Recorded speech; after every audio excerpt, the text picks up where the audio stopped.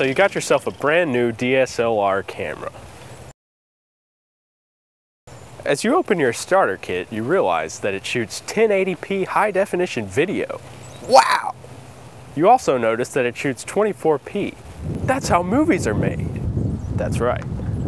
In order to take advantage of the camera's ability to achieve a beautifully shallow depth of field, like this, you bump your aperture all the way open.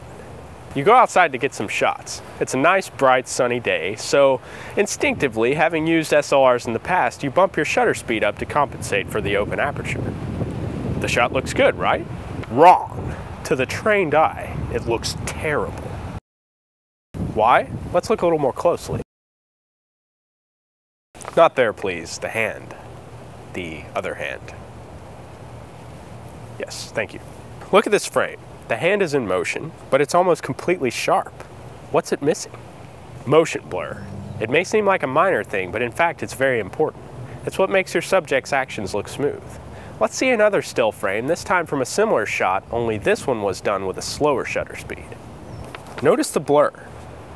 But who in their right mind is going to pause it and look for that, you might ask? Well, guess what? You don't have to. Let's compare the two shots. First, the one with the fast shutter, and then the one with the slower one. Looks a little more smooth, doesn't it? I don't think I'm convinced, you might say. Can you give me some more examples? I was hoping you'd ask. Take a look at this person walking. Now see it with a slow shutter. Looks a little different, doesn't it? The action is much more fluid. For years and years, movies have been shot on 35mm film. Now, these film cameras had a shutter inside that was shaped basically like a half circle. It was known as a 180-degree shutter. Now, the DSLR equivalent of a 180-degree shutter, after you do the math, which we won't get into here, is a 50th of a second at 24 frames per second. So don't go any higher than that. Unless, of course, you want to get that jerky, strobing look, like in this shot. Okay, I understand now, but how do I get a shallow depth of field outside if I don't use a fast shutter, you may ask? I have to do something to open up the aperture. Well, there's a solution to that. It's called a neutral density, or ND filter. Think of it as sunglasses for your camera.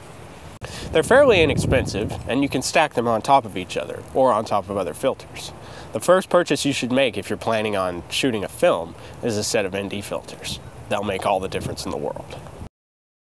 In closing, I'd like to leave you with one final tip. When you're shooting video, if you'll follow this tip and buy a set of ND filters, your films will be 100% better.